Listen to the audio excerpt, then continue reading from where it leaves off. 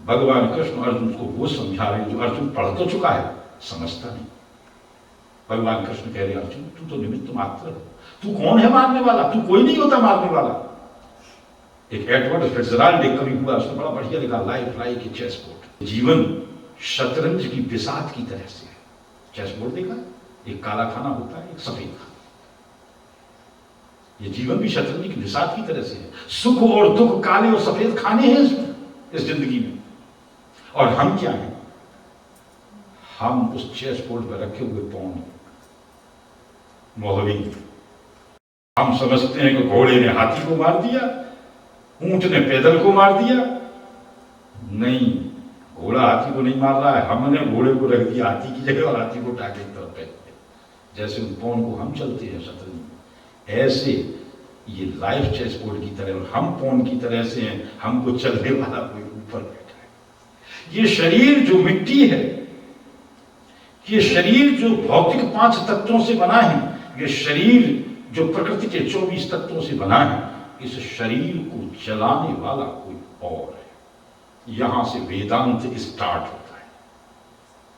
जहां भौतिक फिलॉसफीज, जहां नास्तिक फिलॉसफीज खत्म होती हैं, एंड होता है उनका, वहां से वेदांत, वहां से आस्तिक फिलॉसफीज स्टार्ट होती है। कोई ताकत तो है जो इसको चला रही है।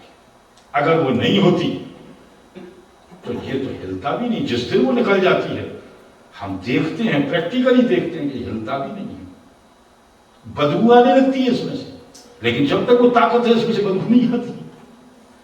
फिर तो बदबू आने लगती है। इसको डिस्ट्रॉय करो, जला दो, कोई उसको गाड़ देता है जमीन में, कोई कुछ करता है, कोई कुछ करता है, कोई पानी में बहा देता है, डिस्ट्रॉय कर देते हैं। बड़ी खराब चीज है। 2 दिन पहले तक तो उसको गले से लगाते फिर रहे थे, आज के दिन बड़ी खराब चीज है, हटाओ, चलाओ इसको, गाड़ दो, मिट्टी में दबा दो। तो ये शरीर, ये 24 तत्व, ये तो कुछ नहीं कर सकते। ये नेचर, ये प्रकृति कुछ नहीं कर सकती है। यहीं से वेदांत शुरू होता है, यहीं से अद्वैत शुरू होता है। वेदांत का एक नाम अद्वैत भी है। इस वेदांत फिलॉसफी को अद्वैत फिलॉसफी भी कहते हैं।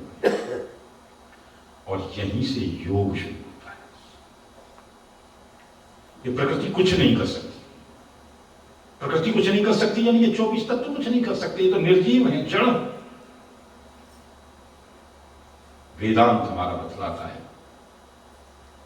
एक तत्व है इन सब से परे, कोई एक चीज है इन सबसे परे, और वो है ब्रह्म। उसी को परम आत्मा कहते हैं। नाम अलग अलग रख दिए गए। उसी को फिलॉसफी की बुक्स में पुरुष कहा गया है, प्रकृति और पुरुष। वैष्णव रिलीजन में उसी को ईश्वर और प्रकृति को माया कहा गया है। अलग अलग फिलोसफर्स ने, अलग अलग विद्वानों ने अलग अलग नाम रख दिए हैं, बात वही है, कहीं कोई डिफरेंस नहीं। वेदों में उसको ब्रह्म कहा गया। ब्रह्म और प्रकृति, योग यहां से शुरू होता है। भगवान कहते हैं कि ब्रह्म और प्रकृति के योग से सृष्टि चलती है। अकेली प्रकृति से नहीं चल सकती, और बिना प्रकृति के ब्रह्म भी सृष्टि को नहीं चला सकता। जड़ और चेतन का जब तक संयोग नहीं होगा, इस जड़ के भीतर, ये जड़ शरीर के भीतर जब तक वो चेतन आत्मा आकर के नहीं बैठेगा, ये शरीर नहीं चल सकता। आपके एटम के भीतर नेगेटिव पॉजिटिव चार्ज हैं, उसमें से आप एनर्जी गेन कर सकते हैं, लेकिन कब? जब उसमें फ्यूजन कराएंगे एटम में। फ्यूजन कराने के लिए कोई तो चाहिए अलग से आदमी। अपने आप थोड़ी हो जाएगा, अपने आप होता तो रखे रखे सबने एटम में फ्यूजन हो जाता है। इस प्रकृति में भी फ्यूजन कराने के लिए इसमें से एनर्जी क्रिएट, एनर्जी तो प्रकृति में से ही क्रिएट होती है, लेकिन उस एनर्जी को प्रकृति में से क्रिएट करने के लिए कोई चाहिए, वो है परमात्मा जो क्रिएट करता है। इसलिए हम कहते हैं कि ही इज द क्रिएटर। और जब क्रिएट होगा, फ्यूजन होगा, तो फ्यूजन में क्या होता है? मैटर डिस्ट्रॉय हो जाता है, एनर्जी में कन्वर्ट हो जाता है। तो वो क्रिएटर ही डिस्ट्रॉयर भी है, वो निर्माता, विनाश करने वाला भी है, वो उत्पत्ति करने वाला भी है, वही विनाश करने वाला भी। वही ब्रह्मा है, वही शंकर है, कोई अंतर नहीं है। वही इसको चलाने वाला भी, सब कुछ करने वाला वही परमात्मा है। वो परमात्मा ही इस जगत के भीतर भी है और जगत के बाहर भी। ईशावास्य उपनिषद में कहा गया है हमारे यहां, ईशावास्यम इदं सर्वम, सबसे पहला मंत्र है ईशावास्य उपनिषद का। ईशावास्यम इदं सर्वम यत् किंचित जगत्याम जगत तेन तक्तेन भुंजीथा मागधः कस्य विद्धनम्। ईशावास्यम इदं सर्वम यत् किंचित जगत्याम अजगत, इदं सर्वम इस सब में, किस सब में?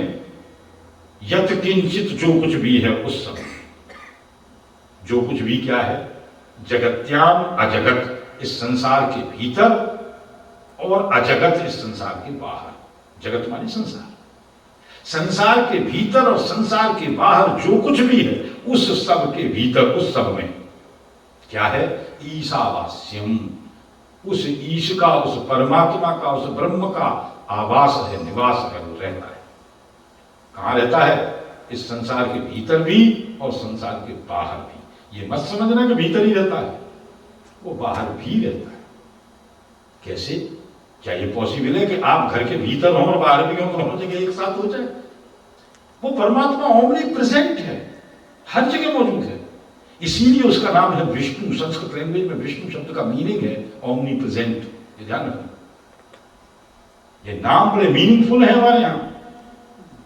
लैंग्वेज को जो समझता है संस्कृत को, वो उस पूरे रहस्य को समझ पाएगा। वो ओमनी प्रेजेंट है, वो विष्णु है, वो सब जगह मौजूद है, भीतर भी है बाहर भी है। लेमैन क्वेश्चन करता है कि दोनों जगह कैसे हो सकता है भाई? भीतर बाहर दोनों जगह कैसे हो जाएगा? हमारे एक संत कबीर हुए हिंदी में, वो बड़े अच्छे से समझाते हैं इस चीज को, बड़े आराम से एक्सप्लेन करते, बड़ा सिंपल एग्जाम्पल देते हैं। कहते हैं, जल में कुंभ, कुंभ में जल है, बाहर भीतर पानी। आप एक घड़ा ले लीजिए, उसको फ्रेजर नदी में डुबोइए, घड़ी के, घड़ा के भीतर भी पानी होगा, घड़ा के बाहर भी पानी। ऐसे ही वो परमात्मा, वो ब्रह्म, वो ईश्वर इस संसार के भीतर भी है, संसार के बाहर भी है। फिर कबीरदास एक बात और कहते हैं, जल में कुंभ, कुंभ में जल है, बाहर भीतर पानी। फूटा कुंभ जल जल ही समाना, ये तथ कथत ज्ञानी। वो घड़ा फूट जाएगा तो पानी, पानी पानी तो एक। जो गुण धर्म, जो क्वालिटीज, जो उसका धर्म, क्या कहते हैं उसको, प्रॉपर्टी, जो प्रॉपर्टी, जो क्वालिटी घड़े के बाहर वाले पानी की है, वही क्वालिटी प्रॉपर्टी घड़े के भीतर वाले पानी की है। चीज एक की है, लेकिन हम, हमारी बुद्धि अज्ञान के कारण दोनों पानियों में फर्क समझती है कि ये अलग पानी है, ये फ्रेजर का पानी है, और ये घड़े का पानी है। अरे घड़े में भी तो फ्रेजर का ही है, अलग कहां है? हम भेद करते हैं। वो परमात्मा मुझ में, आप में, सबके भीतर बैठा हुआ है। अब क्वेश्चन उठता है कि दो नाम अलग अलग क्यों रखती है? भीतर बैठा है तो आत्मा, बाहर बैठा है तो परमात्मा, दो नाम क्यों रख दी जब एक ही चीज है? थोड़ा सा फर्क है, नाम दो अलग इसलिए रखने पड़े। तो फ्रेजर के में जब घड़ा आपने डुबाया, तो जो बाहर पानी है और जो भीतर पानी है, उन दोनों पानी के बीच में उस घड़े की दीवार है, वो सेपरेशन कर रही है। पानी तो एक ही है, लेकिन सेपरेशन दिखाई दे रहा है, सेपरेशन कर रही।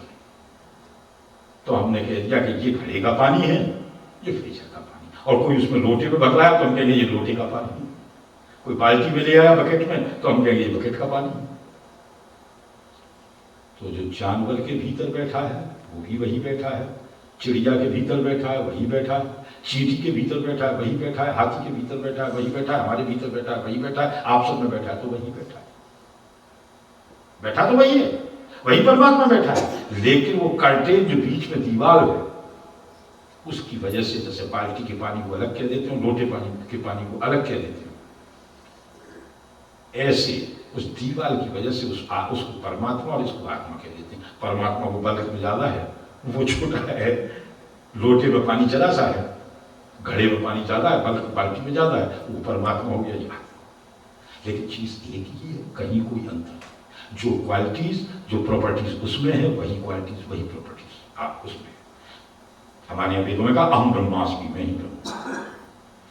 अगर उस कर्टेन को, उस बीच की दीवार को हम गिरा दें, जिसे हम माया कहते हैं, उसको गिरा दें, तब हम दोनों एक हैं। जो शक्ति उसमें है वो शक्ति हम में भी आ जाएगी। ऐसे ऐसे ऋषि हमारे ब्रह्मर्षि हुए हैं, भगवान जी को प्रणाम करता था, क्या नहीं कर सकते थे जो वो भगवान कर सकता था वो सब उन्होंने करके दिखाया। ब्रह्मर्षि कौन है? ब्रह्मर्षि जिसने उस माया के कर्टेन को खत्म कर दिया। बहुत से लोग समझते हैं कि ये शरीर छूट जाएगा तो माया छूट जाएगी, ना, नहीं छूटेगी।